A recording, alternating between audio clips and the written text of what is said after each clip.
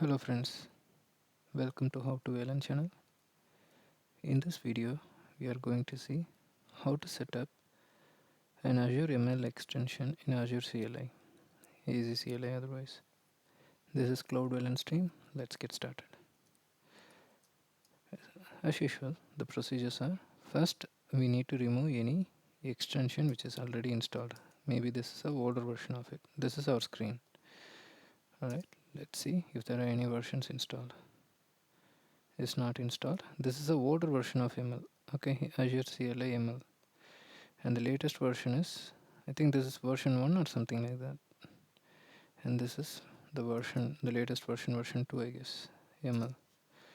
So I don't see both of them are installed, and it is also recommending how you install it. Az extension add and minus n ML, and that is the next step we are going to do, how to add it. So before we add it, let's verify if really we have any other extension. Where does it get stored? It gets stored by default in the home directory in the .azure and client extension, CLI extension, sorry. I don't see any now, but after you add it, let's see how it looks. It will take a minute or two, so let me pause here. Okay, the command finished. Really, you don't get any responses, just that it comes to the next step. Right, let me see the return code 0, and let's see if it really installed an extension. Yeah, you see here it's installed in ML directory, and you will see a lot of files here. Nearly 105 files are here, so just do more. Right, so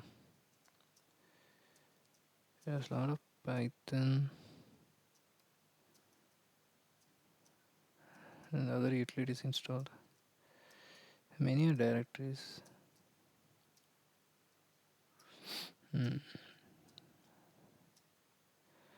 Alright, so we got it installed and we saw the files that were also installed.